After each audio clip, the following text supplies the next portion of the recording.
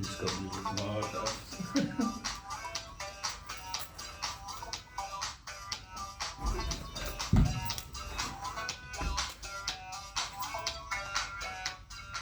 Good morning, Harris Academy. My name is Mr. Doherty and I'm joined by my co-presenter, Mr. Rickenberg. And we are here for our weekly ramble of jogging around the world. Good morning to you, sir. How are you? I'm good. I'm just going to check if I can press record.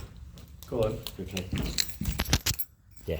You're recording? Yeah. I'm all good. So this week's gone absolutely rapid. Yeah. Yeah, and a lot of fame again. But again, we stay humble. We've got crowds out there, but we've had to put soundproof glass in so no one can hear us. Yeah, and have you gone back to your original name, Mr. Rickenberg? Yeah. I had to change that back. Yeah. Yeah, change it back. Well, Rick, I got a bit too much. Yeah, just a little bit too much. And wanted to be surprised when the music stuff comes out as well. So yeah, how are you, sir? I'm alright, you know, I'm not tired. I had a really quiet week. It's not as if it's week 5 of half term, half term 2. You know, the dark mornings aren't bothering me. No, not at all. The dark evenings aren't bothering me. It's Lack of sleep's not bothering us. loads of marking. That's just the very few jobs I've got to do. It's all good. Like I'm absolutely fine. I'd say I'm operating at my prime optimum. Absolutely. So rule number 1 of teaching is don't be sarcastic. So yeah, everything I just said was a lie. Yes, but yeah, we need to say. Well, the reason why he's just got up to check that we're still recording is because we are missing our producer. Ableless, Miss Lifetime. We are absolutely ableless this morning because she is doing her drama intervention. Yes. So Important stuff. very important. Her drama intervention for her GCSE is relatively important, maybe more so than this podcast. Yeah. And what I will also say is, and I'll say it in the shout outs actually. So, what have you put in our cups today? So we're back on the Nazira, is that the stuff? Nazira, the something fine like powder. Yeah. 2 scoops. Coffee powder, may I add as well, Yeah, please. two scoops. 1 sugar each. I'm having a sugar today as well. Oh yeah. Yeah, I'm having a sugar. And a bit of milk topped up with hot water. Joined Mr. Oliver at the coffee machine this morning. Guess what we had to make the coffee this morning? A wooden fork. Maria was making her coffee with a knife yesterday. So, there you go. You wonder why teachers are stressed and tired. That is because we had to make our coffees with a wooden fork. So today, first of all, shout outs. Shout outs. Who's first? Miss Oakley. Right, Miss Oakley. You guys actually just walked past the glass. Miss Oakley's getting a shout out from me this week because she has been working so hard recently. She has to put up with sharing an office with me and you. She's absolutely busting the gut at the minute with those year 10s. They are a handful. Going through their assessments right now. Going through their assessments. They are a big year group. Since she's doing really well, and also because she's become a listener to the podcast. She listened to it the other evening, this morning. Yeah. I think that's since obviously we've gone big on TikTok. Yeah, exactly. And her son, wasn't her son like, why are you listening to these again? Yeah, why are you watching these again? It's like, well, because obviously she wants to get educated. Exactly, educated. And she does love a bit of geography. So that's Miss Oakley, that is your shout out this week. Second shout out, it goes to Wild. We haven't used one of Wild's facts in a while. He's one of our 2 correspondents, Mr. Maxton Wild.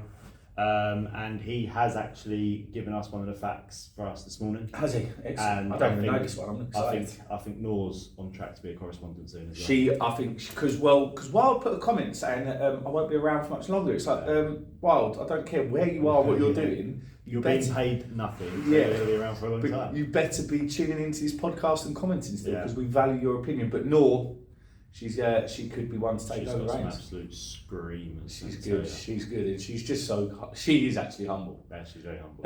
Okay.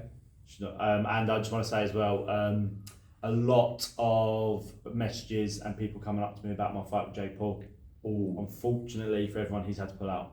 Why? Because he said, and I think this is a quote by the way. It's too much of a step up from Mike Tyson. Yeah, I think that's what I read as well. Yeah.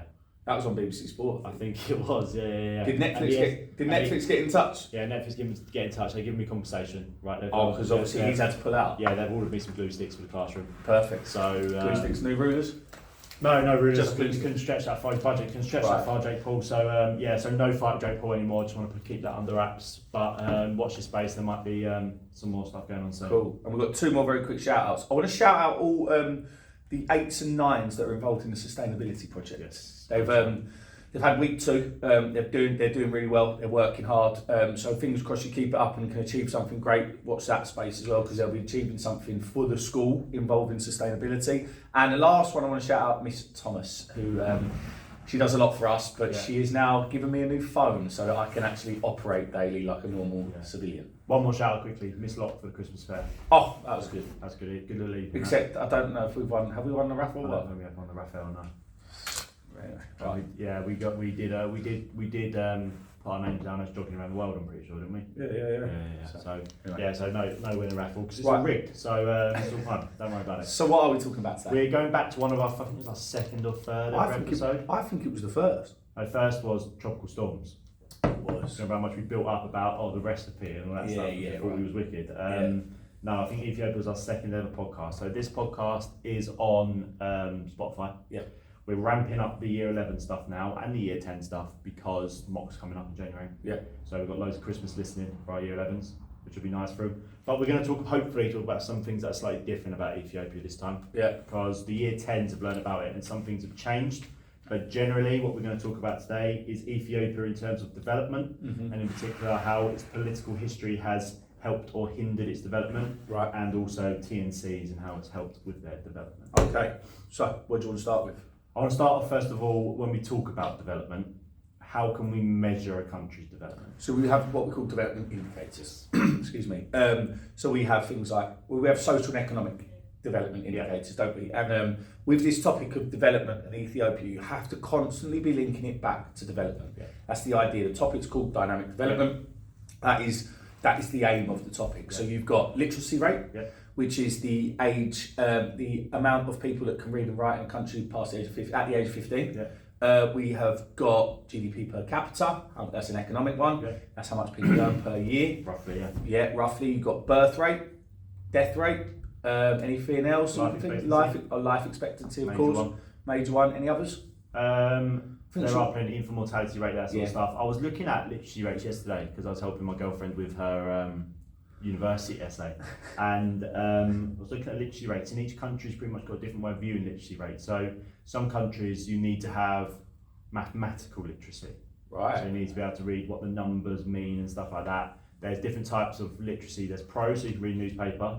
There's different ways, so you can read like a bus timetable. Right. So there's different ways of measuring it, which I thought was interesting. So we're going to look at the political history of Ethiopia and TNCs through that lens of literacy rates, GDP, life expectancy, that sort of stuff. Cool. So, political history of Ethiopia. This links very nicely to our fact from Nor last week, where Ethiopia had never been colonised during the scramble for Africa. Yeah, it's really interesting. Until the Italians showed up in the 20th century. Right, so one of the big events in Ethiopia's political history was Italy colonised Ethiopia. It was around, I want to say about 1939. Italy. Just before the Second World War? Yeah, something like that, because it would have been Mussolini. So 1935. So 1936, they colonised Ethiopia. Now, we need to talk about how it helped and also how it hindered. So, weirdly, the colonisation actually helped Ethiopia's development, which it doesn't normally do. And the reason for it is actually because Ethiopia made it work for them. Right? So what happened in Ethiopia is that what most colonisers do, even though they commit atrocities, and generally colonisation is a very bad thing in our history, but Italy do what most colonisers do. They need to get around the country they've just colonised, so they build roads and they build train tracks. Yeah. And Ethiopia even said themselves, we let them build the roads and we let them build the train tracks, and then we kicked them out. So they go and they build all this infrastructure and stuff, and there's Miss Oakley, build all the infrastructure and stuff, and then they get kicked out during the war. So this helped Ethiopia's development because now they've got this basic infrastructure, so it can help them move goods, help them move goods around the country, help them trade. So that's gonna, if they got goods and things like food, water, that sort of stuff, and that can improve life expectancies. Right, so life expectancies can increase because people have got the sustenance to live longer, and if they live longer, then they can go to work. That means they can earn money. They're spending more money, so GDPs and stuff can increase as well. Brilliant. Yeah, very good. So that is Italy's colonisation of Ethiopia. Yeah. Sorry, I just got distracted then of that sunrise coming in through that reflection. Can you see that? No, but last week you see it from there? I can't see it. You got lit up last week, towards the end of the podcast last week. All I can see is the sun rising up over the top of the cranes in Tilbury. Oh, yeah. Quickly come down this side. You've got to see this. Sorry, guys, we do get distracted easily. I'm just going to go look. Right, so talk about the government. So then, sorry to get distracted, guys. Obviously, we are paying attention always. But so the Derg government. So the Derg government then took over Ethiopia. They gained control of the country. They are a what's the word we use? They are a socialist. They're that sort of group. Right. Okay. And what date was it again? 1974. 1974. The Derg government took control. So they are a communist. They're a communist military party. They take over Ethiopia in 1974, and because of poor decision making, also didn't help with what the climate of Ethiopia is like, which you can listen back to in the first podcast of Ethiopia we did. Because of the poor decision making, Ethiopia went for a famine. Yeah, so it was corruption and poor decision making caused the country to go into a famine. Now they were in power till 1991. 1991. So 1974 to 1991, the Derg government were in power. So we got to start thinking about how does that impact development. So poor decision making, corruption hindered their development because if you go into a famine, you've increased the death rate. If you go into a famine, you've lowered the life expectancy due to all those people dying. It was a period, I think they called it the Red Terror. Something like that, yeah. There was a lot of bloodshed, there was a civil war. So the country destabilised. And then if you've got high death rate, low life expectancy, your development is there. Yeah, and I think also if it's those things as well, if you can't eat, you can't learn, you can't go to school, and as a result of that, literacy rates will decrease. If the literacy rates decrease, you've got less skilled workers, and as a result of that, the GDP drops as well. So it really does impact every single indicator of development. Okay. Yeah. And then, good old Blighty comes good old Blighty and the rest of the world, I suppose, think they've come and saved the day with Live Aid. Live Aid. So part of Ethiopia's political history is a Live Aid, because of this famine, Bob Geldof, is he at night? Sir Bob Geldof, yeah, I'm pretty sure. Sir Bob Geldof wrote a song, a Christmas song. So now, it is a great Christmas song to start off. I think it is one of my favourites. Tonight, but then when you hear the lyrics, "Tonight, thank God it's them instead of you," it's a bit brutal, right? It's a bit brutal, right? And also, we have to bring it up. Like, no rain or rivers flow. Yeah, in the country with one of the longest rivers in the world. Continent? Is it countries or the continent? Yeah, continent. Yeah, it's got a River Nile in it. Yeah, Zambezi. Yeah, it's also got a tropical rainforest. Yeah, so there's plenty of rain. There's no snow. Yeah, Atlas Mountains. Yeah, Mount Kilimanjaro. It's one of those songs that we do talk about at A level. It's interesting. I tried to show it to the year 10s, and they also had no idea who any of the people were. When Boy George come on the screen, they were like, "Who is that?" It's like, Boy George. Culture Club, come on. Yeah. But yeah, Live Aid, that would have helped Ethiopia's development. Definitely, because it raised loads in charity. Yeah, the new video is interesting because what they were sending, they were raising money to send food and stuff over there. They weren't really trying to do anything else. So sending food over there, sending grain, sending water, that's going to help improve life expectancies, lower death rates.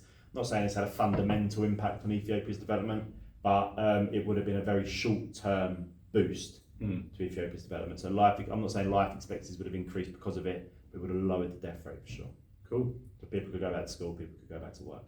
Now, that's political history. Yep. I want to now talk about their global connections in Ethiopia. This is what it comes under. This question, global connections, I think, through a few of our year 10s when they did their assessment, didn't know what it meant. So how does, one way that every country arguably in the world has global connections is through business. Yeah.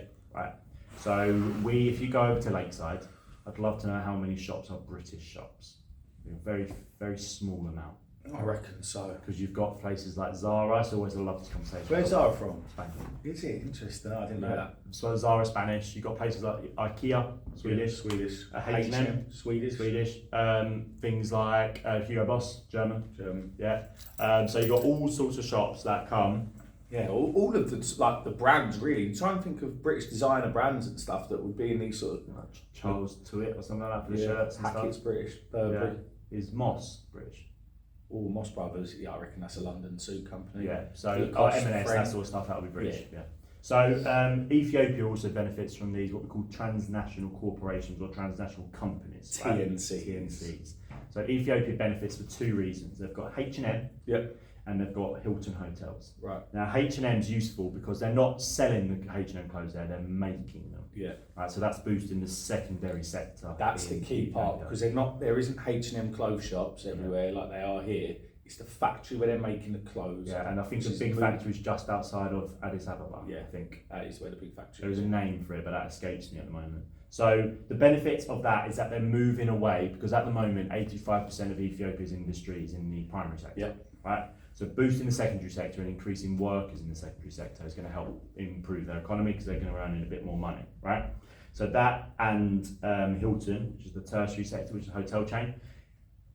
H&M helps them learn skills such as how to sew fabrics and how to work this machinery, so then they can take those skills and set up their own businesses. Yeah. And then Hilton Hotels helps them with tertiary industry, so providing services, also learning like tech skills, because when you are like the person behind the reception and stuff, you might be doing that, and also cleaners, stuff like that. Yeah, and I also think that like the Hilton Hotels is a sort of, it's a result of the boost in the secondary sector, because people who are coming over for business meetings, CEOs or whoever it is that would be coming over to Ethiopia to look at buying new property or whatever it is, they need somewhere to stay. Yeah, absolutely. And so that births the rise of that tertiary sector. And if business leaders see H&M and see Hilton, they're also more likely to invest in Ethiopia itself. So the boost in the tertiary sector, so the service industry, and the boost in the secondary sector, which is H&M, the manufacturing sector, helps Ethiopia move up and escape some certain things, right? So it helps it move up Rostow's model. Yep.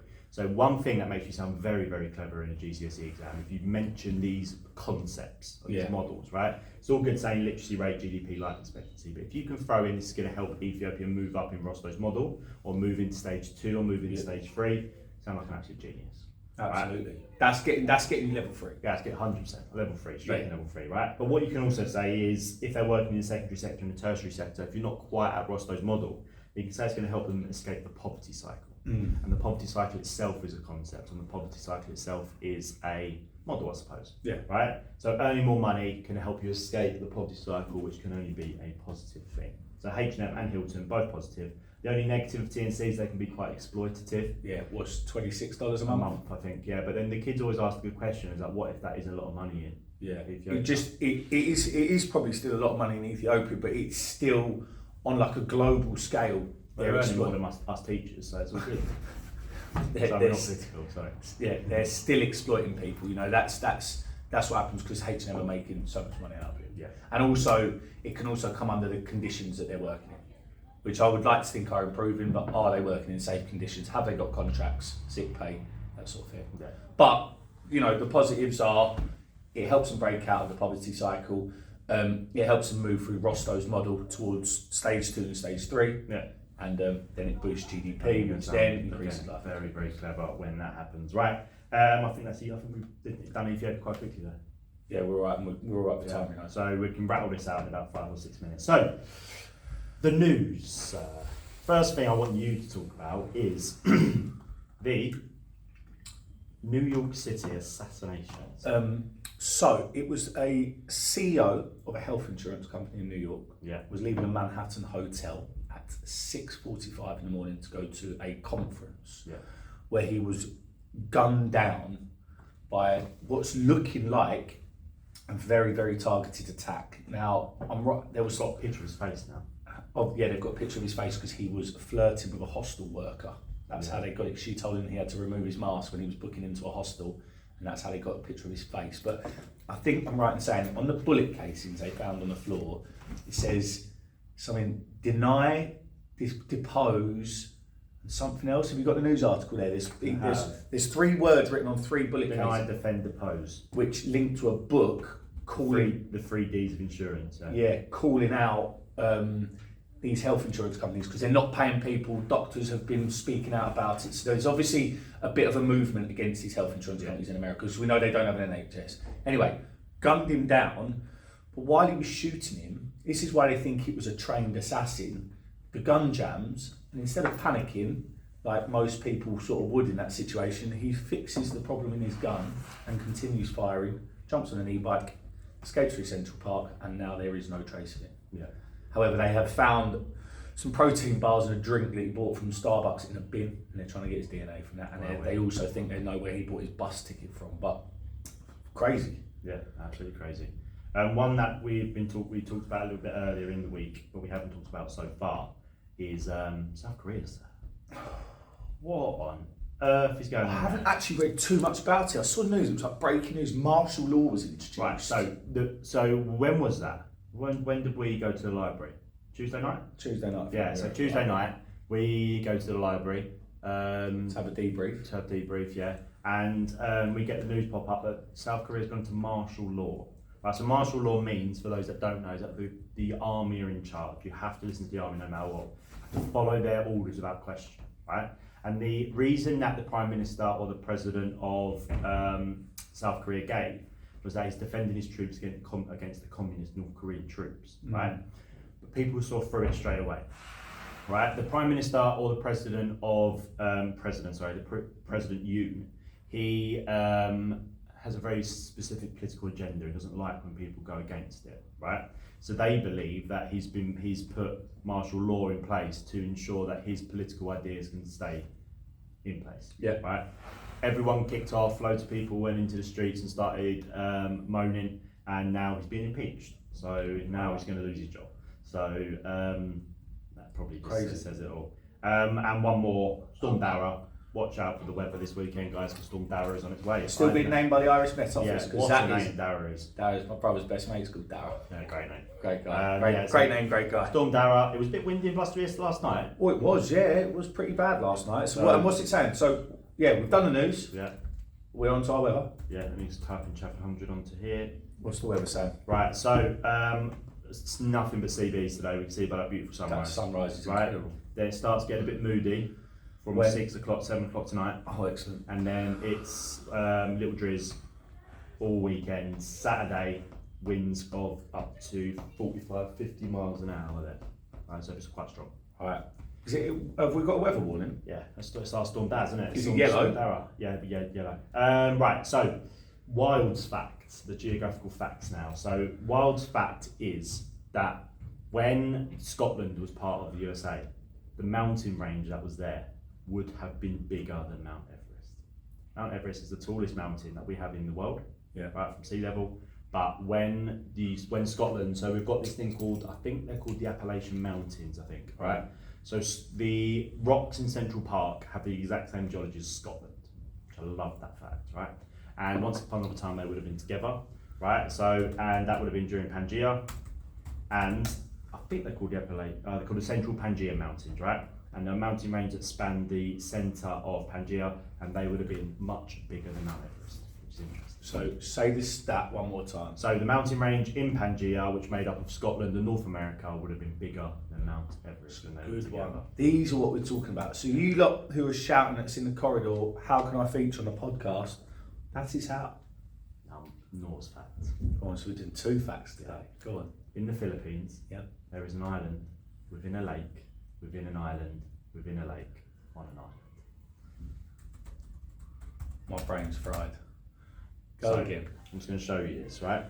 So, there is Vulcan Point in the Philippines, is the world's largest island within a lake that is situated on an island located in a lake within an island, right? And you can't find this thing, right? So, you've got, it's hard to sort of see it, right? But you've got an island. So I can't see the screen. You've got an island within a lake. That lake is then on an island, which is then in another lake. So it's here, right? So you've got a little island in there, which is within a lake, which is on a island within a lake, which is on an island. What? It's madness. So what's it called? Vulcan Point. Vulcan Point. Vulcan Point. So Nor Wild, thank you very much for Nor's your on course for a correspondence here. Yeah, are we going to headhunt her, or does she have to apply? She has to ask us, we can't do it. Okay. Right. Why Wild didn't ask? Yeah, but Wild just kept pumping us for facts. And we found out who he was, and then he's definitely got to be at that point, right? Right. It's the secrecy that I enjoyed there. Yeah. Right, okay, so I think that's us. Right. Well done, Mr. Wickenberg. 25 minutes there, I think. That's perfect, yeah. Have a lovely weekend. You too. Stay safe. Yeah. Watch that. Thank you, everyone. Thank you, everyone, for listening. Enjoy your weekend.